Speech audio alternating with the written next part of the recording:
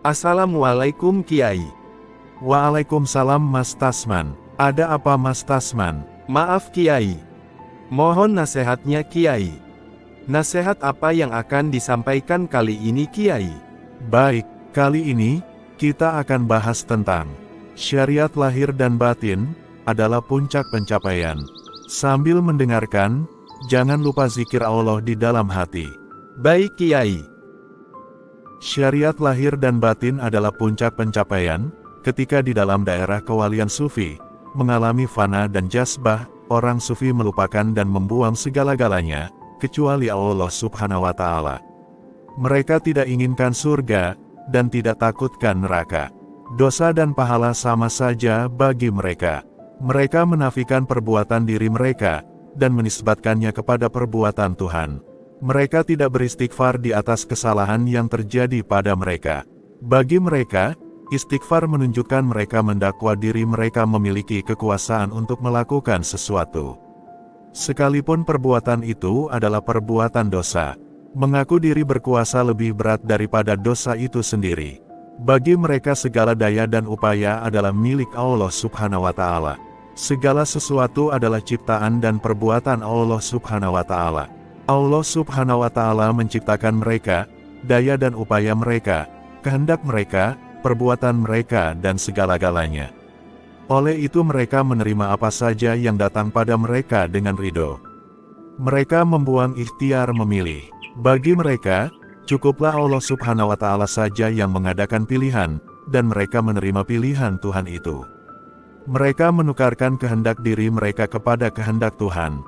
Apa saja yang mendatangi mereka adalah kehendak Tuhan. Oleh karena itu, mereka tidak menghindari bahaya yang sampai kepada mereka. Mereka tidak bergembira dengan nikmat, dan tidak berduka cita dengan bala bencana. Nikmat dan bala berjalan menurut kehendak Allah Subhanahu wa Ta'ala, dengan kudrat dan iradatnya. Jika sesuatu itu ada pada iradatnya, maka kudratnya melaksanakannya. Tidak ada siapapun yang ikut campur dalam urusannya. Sesungguhnya maha hebat cinta Allah Subhanahu wa Ta'ala yang menguasai hati orang sufi. Sufi sanggup membelakangi surga demi wajah kekasihnya. Sufi sanggup masuk neraka, jika itulah jalan untuk sampai kepada kekasihnya. Sufi sanggup menantang maut, jika maut menghalanginya menemui kekasihnya. Sekiranya benar ada orang yang sanggup mengarungi lautan api karena kekasih, maka sufilah orangnya. Layaklah sufi itu mendapat perlindungan dan kasih sayang dari Tuhan. Suasana perlindungan dan penjagaan secara langsung dari Tuhan itulah yang dimaksudkan sebagai kewalian. Al-Waliyu, yang maha melindungi, memayungi wali-walinya dengan penjagaan dan perlindungan. Jazbah, fana dan baka bukanlah kewalian yang sebenarnya. Itu semua hanyalah fenomena yang sering muncul pada orang yang dipayungi oleh Al-Waliyu, atau orang yang berada dalam daerah kewalian, terutamanya kewalian sufi. Tanpa fenomena demikian kewalian tetap wujud. Sebagian sufi kekal dengan cinta Allah Subhanahu wa Ta'ala, dan menjadi majsub terus-menerus sehingga ke akhir hayatnya. Golongan ini merupakan golongan wali yang tidak mempunyai tugas kekhalifahan. Kewalian mereka hanya untuk diri mereka sendiri, berguna bagi hubungan mereka dengan Allah Subhanahu wa Ta'ala, tetapi tidak berguna bagi hubungan sesama manusia, walaupun kehadiran wali yang majsub itu berguna pada masyarakat, untuk mengingatkan orang umum agar mencintai Allah Subhanahu wa Ta'ala. Cinta Allah Subhanahu wa Ta'ala yang terpancar dari mereka, bisa menyadarkan orang-orang yang mempunyai hati tetapi terhijab oleh kelalaian. Cinta Allah Subhanahu wa Ta'ala, yang terlahir pada kewalian sufi, menjadi magnet menarik hati orang lain, untuk melihat kepada Tuhan dan meninggalkan perkara yang melalaikan. Sufi yang dipilih untuk menanggung sesuatu tugas di dalam masyarakat, akan ditarik pada jalan mahabbah. Ketika di dalam daerah kewalian sufi, jazbah menghancurkan secara mudah sifat-sifat yang tercela pada diri mereka, dan dimasukkan keupayaan sifat-sifat yang terpuji, supaya sifat demikian menjadi kepribadian mereka.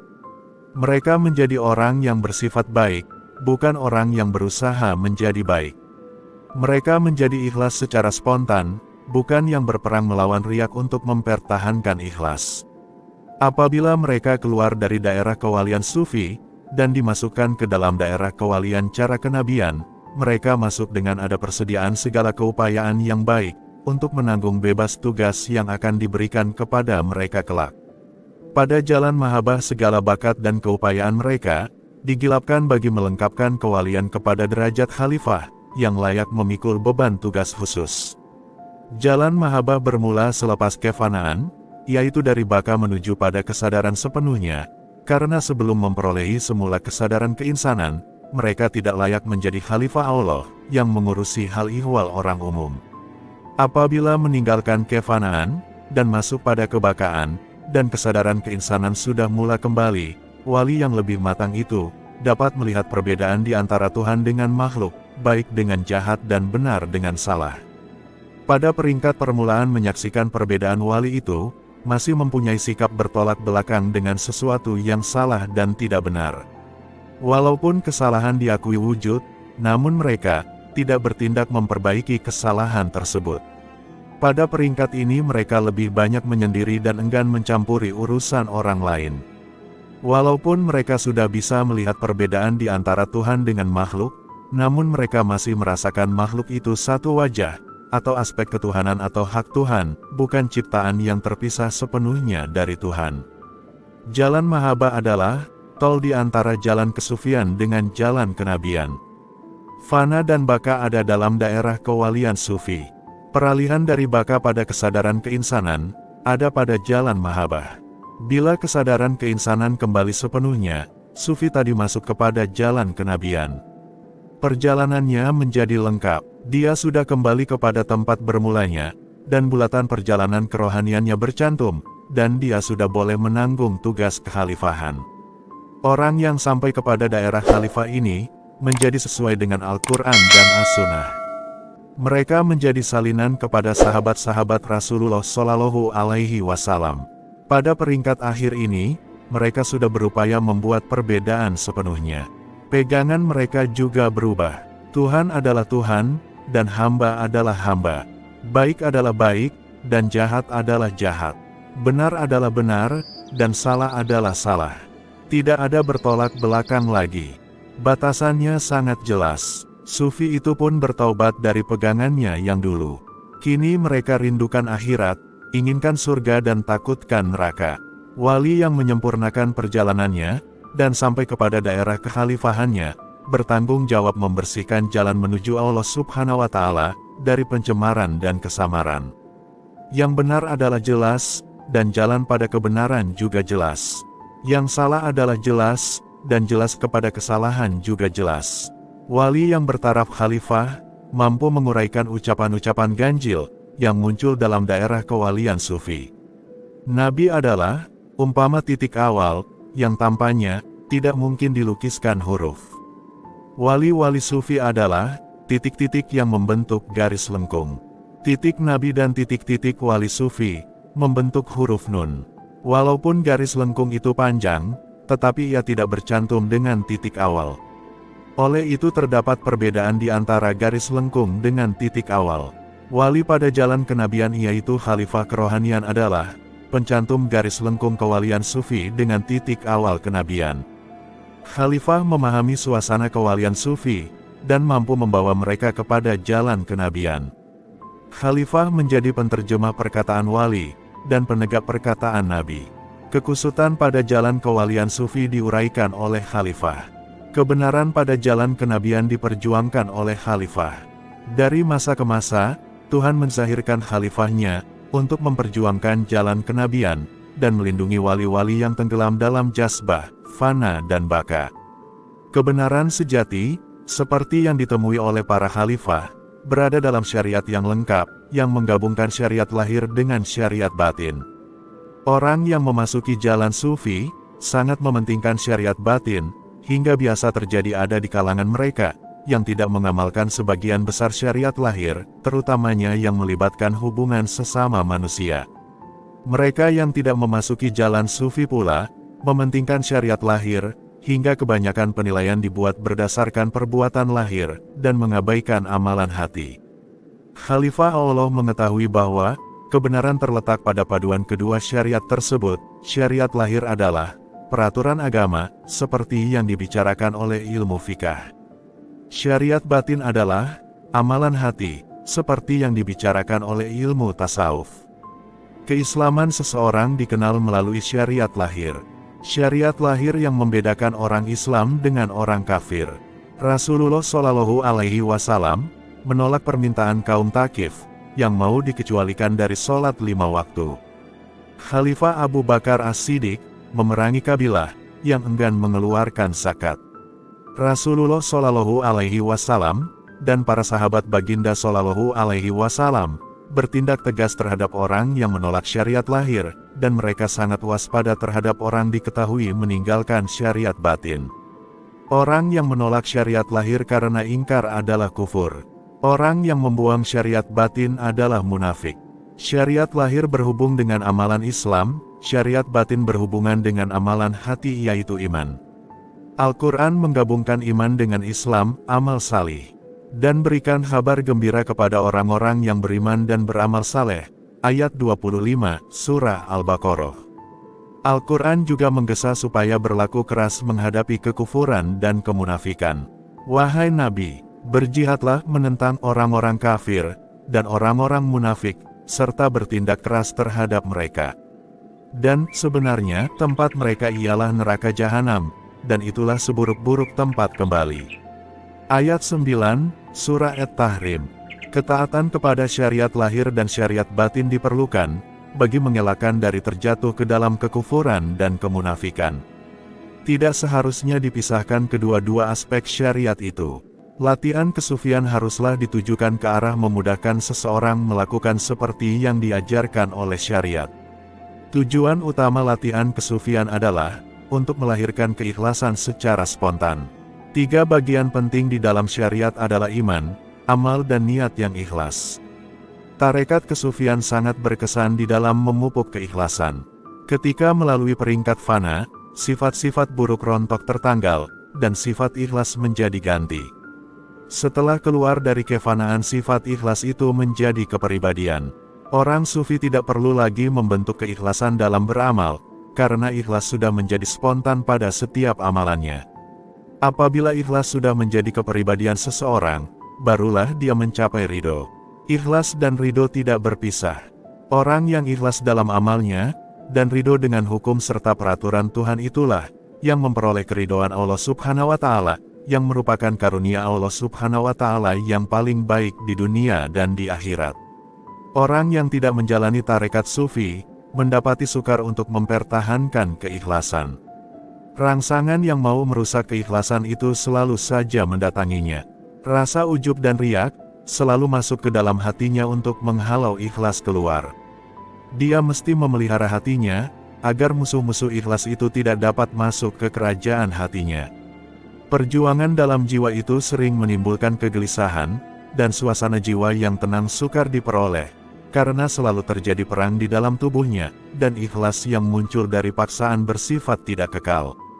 Jika iman dan amal boleh diperoleh melalui ketaatan pada peraturan syariat, ikhlas yang menjadi intisari iman dan amal itu pula mudah diperoleh melalui suluk para sufi. Tanpa melalui perjalanan kepada Allah Subhanahu wa Ta'ala dan perjalanan dalam Allah Subhanahu wa Ta'ala, sukarlah untuk mencapai keikhlasan yang sebenarnya, ikhlas dalam perkataan dan perbuatan, dalam gerak dan diam, yang lahir secara spontan bukan secara paksaan. Ikhlas yang demikian, lahir setelah dibuat penafian terhadap semua jenis Tuhan-Tuhan yang di dalam dan di luar diri, kemudian masuk kepada fana dan baka. Dengan cara yang demikian, seseorang itu masuk kepada makam kewalian yang khusus. Wali peringkat khusus, melakukan apa saja karena Allah Subhanahu wa Ta'ala, bukan karena muslihat diri sendiri, sebab dirinya sudah dikorbankan untuk Allah Subhanahu wa Ta'ala. Wali tersebut tidak perlu menyucikan niat untuk memperoleh ikhlas, karena niatnya telah disucikan tatkala dia mengorbankan segala kepentingan dirinya untuk Allah Subhanahu wa Ta'ala semata-mata, dan dia masuk kepada kefanaan dan kebakaan. Orang yang ada kesadaran terhadap dirinya, secara umumnya melakukan sesuatu dengan mengambil kira kepentingan diri, secara disadari atau tidak. Bila rasa kasih ke diri sendiri lenyap, diganti dengan rasa kasih Allah Subhanahu wa Ta'ala, Apa saja yang dibuat adalah karena Allah Subhanahu wa Ta'ala, sama ada dia sengaja memperhatikan niat dan perbuatan amalnya ataupun tidak. Orang yang sudah ada keputusan sejak awal-awal mula bahwa segala-galanya adalah untuk Allah Subhanahu wa Ta'ala semata-mata, tidak perlu lagi memperjelaskan niatnya. Tetapi orang yang masih ada pilihan untuk Allah Subhanahu wa Ta'ala atau untuk diri sendiri, atau untuk sebab yang lain, perlulah memperjelas niatnya. Orang yang tidak mengikuti jalan kesufian, biasanya memperoleh kebenaran secara ilmiah semata-mata, dan mereka juga memerlukan mujahadah dalam mengerjakan peraturan syariat. Kebenaran yang diketahui secara ilmiah itu dapat disaksikan oleh orang yang mengikuti tarekat sufi. Apa yang diketahui secara ilmiah, dialami sendiri oleh orang sufi secara kerohanian. Pekerjaan syariat yang sukar dilakukan oleh orang biasa, menjadi mudah bagi orang yang dilatih secara kesufian. Oleh sebab itu, apabila orang sufi sampai kepada makam penetapan, keyakinannya sudah sangat teguh. Tanda orang sufi sampai kepada hakul yakin adalah, apabila kebenaran yang dibukakan kepadanya, keseluruhannya sesuai dengan kebenaran Al-Quran dan As-Sunnah. Jika ada perbedaan walaupun sedikit, itu tandanya sufi itu belum sampai kepada kebenaran hakiki. Sufi tersebut belum terlepas sepenuhnya dari kesan mabuk. Setelah dia melepas kesan mabuk sepenuhnya, dia akan menjadi khalifah kepada dirinya sendiri.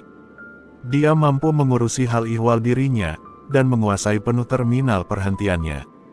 Berselisih dengan syariat adalah tanda nyata yang seseorang sufi masih dalam pencarian, dan belum menemui kebenaran hakiki. Ada segolongan sufi beranggapan bahwa syariat hanyalah kulit dan isinya adalah hakikat. Anggapan yang demikian menunjukkan bahwa sufi berkenaan tidak memperoleh pengalaman kerohanian yang benar.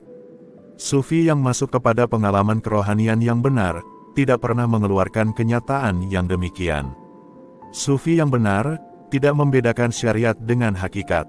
Sebenarnya syariat terdiri dari kulit dan isi. Kulitnya syariat lahir dan isinya syariat batin. Penggunaan istilah hakikat adalah untuk merujuk kepada satu bagian syariat batin yang mendalam. Walaupun digunakan istilah hakikat, ia tetap juga bagian syariat. Kebenaran yang dinyatakan dengan jelas, dan juga secara simbolik, juga termasuk dalam bidang syariat. Ulama lahiriah memberikan tumpuan kepada syariat lahir. Ulama yang lebih matang memberikan tumpuan kepada syariat lahir dan syariat batin sekaligus, tidak dipisahkan. Peraturan syariat hukumnya sama bagi semua orang Islam. Orang awam dan ahli makrifat yang sempurna takluk tunduk pada hukum dan peraturan yang sama, tidak ada kelonggaran bagi satu pihak dan penekanan pada pihak yang lain. Sufi yang masih baru atau yang keliru, dan orang jahil yang bertaklid melulu coba membuang dasar syariat, dengan mengatakan peraturan syariat terpakai kepada orang yang belum sampai ke makam makrifat. Mereka beranggapan, sufi hanya perlu mendapatkan makrifat. Mereka beranggapan, tujuan mematuhi syariat adalah untuk memperoleh makrifat. Bila makrifat sudah diperoleh, peraturan syariat dengan sendirinya gugur. Golongan ini berpendapat, ahli makrifat yang melakukan ibadat, hanyalah untuk memberi contoh kepada orang umum, dan amalan kepada mereka untuk menuju kepada makrifat. Mereka mengatakan, syariat hanya perlu dilakukan oleh orang yang masih baru dalam perjalanan kerohanian, sedangkan bagi mereka sendiri, yang sudah mencapai makrifat tidak memerlukan syariat lagi. Inilah kefahaman yang kufur dan sesat.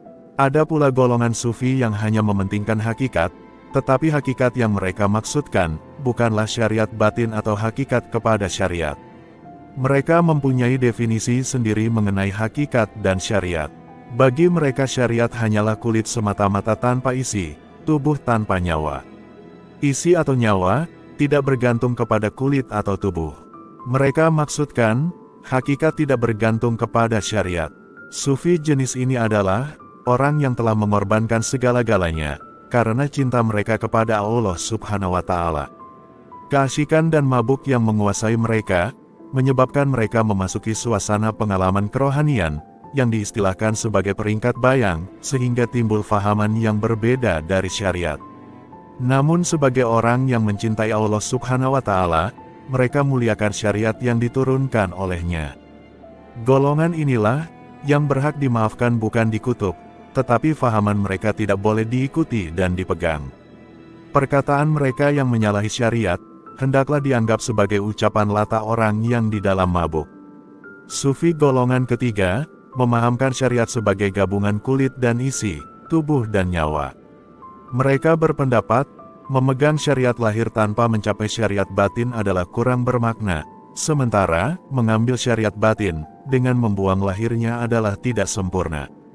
Mereka berfaham bahwa seseorang boleh mengambil syariat lahir walaupun batinnya tidak. Bagi mereka, orang yang memberi tumpuan kepada syariat lahir dan beramal dengannya sudah bisa menyelamatkannya di akhirat kelak. Golongan yang mengambil syariat lahir saja adalah mereka yang berkedudukan sebagai ulama lahir dan orang Islam awam. Mengambil syariat lahir saja tanpa batinnya dibolehkan, tetapi mengambil syariat batin tanpa lahirnya adalah tanda mungkin. Kesimpulan golongan ini adalah, kecemerlangan lahir dan batin ditentukan oleh hubungan mereka dengan syarak, dan semua kebenaran yang terdapat dalam fahaman agama, yang dikenali sebagai ahli sunnah wal jamaah.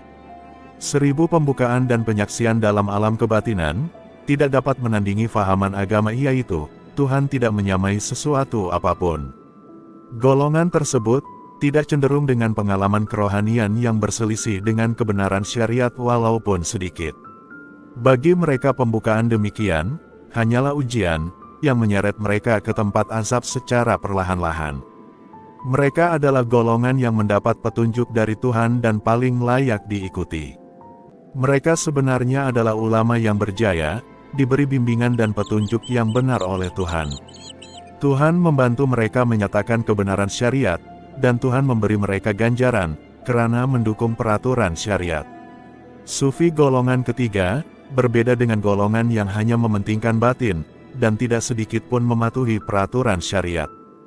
Golongan yang memisahkan diri dengan syariat, menyangka kebenaran yang dicari tidak ada dalam syariat. Mereka menyangka, syariat hanyalah tubuh yang tanpa nyawa. Mereka berpegang kepada kebenaran yang muncul dari bayangan, dan mereka terpasung pada arah yang menuju kepada kebenaran yang sejati. Akibatnya, kewalian mereka hanyalah dalam perbatasan kewalian bayangan, dan kedekatan mereka dengan Tuhan tidak melebihi tahap sifat. Kewalian golongan ketiga, yang menggabungkan lahir dan batin syariat, menemui kebenaran sejati dan asli. Mereka mendapat petunjuk, dan menemui jalan kepada zat yang hakiki, yang tiada sesuatu menyerupainya. Mereka berjaya melepas kebenaran peringkat rendah. Mereka maju sehingga ke penghujung jalan, dan kesudahannya mereka memperoleh kewalian cara kenabian. Tahap tersebut, dicapai dengan cara tidak sedikit pun meragukan syariat, dan tidak meninggalkan tuntutan syariat. Golongan sufi yang berfaham syariat hanyalah kerangka kosong, dan hakikat yaitu kebenaran sejati berada di luar syariat, mendapat fahaman demikian melalui beberapa sebab. Sebagian dari mereka, menjalani tarekat sufi, hanya sampai kepada tahap bersatu dengan Tuhan. Mereka tidak meneruskan perjalanan mereka melepasi tahap tersebut. Ada pula yang mempelajari doktrin wahdatul wujud terlebih dahulu, dan memulai perjalanan dengan membawa kepercayaan doktrin tersebut. Segala usaha ditujukan untuk melahirkan kefahaman dan kepercayaan wahdatul wujud. Apabila mereka memulakan perjalanan di atas landasan wahdatul wujud, maka yang mereka temui dan alami adalah wahdatul wujud. Golongan ini juga berhenti pada tahap bersatu dengan Tuhan, dan meyakini bahwa yang ada hanya satu wujud yaitu wujud Tuhan. Mereka membentuk keyakinan bahwa wahdatul wujud adalah kebenaran yang paling tinggi, sehingga timbul anggapan bahwa wahdatul wujud adalah pegangan wali-wali. Mengaitkan wahdatul wujud dengan kewalian, menambahkan keteguhan kepercayaan kepada doktrin tersebut. Mereka memandang hakikat agama melalui suluhan yang berdasarkan kepercayaan kepada satu wujud. Mereka memperkenalkan tauhid secara doktrin wahdatul wujud, dan dengan lantang mengatakan, syariat tidak memperkenalkan tauhid yang benar. Dari kalangan mereka, ada yang mengatakan segala perkara dalam syariat adalah syirik, hanya pegangan wahdatul wujud yang bebas dari syirik. Begitulah hebatnya, pengaruh pengalaman kerohanian dalam membentuk keyakinan tentang kebenaran agama dan tauhid.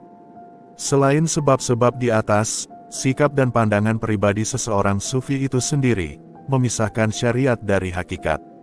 Sufi jenis ini berpendirian, hidup dalam pengasingan, lebih baik daripada bercampur dengan orang umum. Mereka berpendapat, hanya sedikit saja hakikat yang bisa ditemui dalam syariat. Mereka berpendapat, bidang hakikat terbuka dalam fana, zauq dan mabuk ketuhanan. Oleh karena itu, mereka lebih gemar menghabiskan masa dengan berkholwat dan beribadat sendirian, tanpa mengambil bagian dalam bidang dakwah, yaitu berjihad dan berkhidmat kepada masyarakat. Golongan yang dipimpin kepada penghabisan jalan menemui bahwa, syariatlah yang menunjukkan apakah kehidupan agama yang sebenarnya. Syariat bukan saja mengajarkan peraturan lahir yang diistilahkan sebagai syariat lahir, malah syariat juga membawa perkara-perkara kerohanian yang meliputi iman, tauhid, mahabbah, syukur, sabar, ikhlas, takwa, ihsan dan lain-lain. Bidang kerohanian seperti pemikiran, perasaan, daya rasa, niat, keinginan dan lain-lain, juga berada dalam syariat. Syariat yang mencakupi perkara lahir dan batin adalah agama Islam yang lengkap dan sempurna. Ia mengajarkan kehidupan beriman, bertakwa dan ihsan yang sempurna. Apa juga aliran tarekat, hendaklah menjurus kepada memperteguhkan keyakinan, dan pegangan kepada apa yang diperkatakan oleh syariat, bukan mencari kebenaran yang lain dari kebenaran syariat. Nah, itulah nasihat kali ini. Semoga bisa dipahami. Baik Kiai. Terima kasih atas nasihatnya. Semoga nasihat ini akan menjadikan pelajaran untuk kami semua Kiai. Dan semoga kami semua bisa mengambil hikmah dan manfaatnya dari nasihat ini. Amin.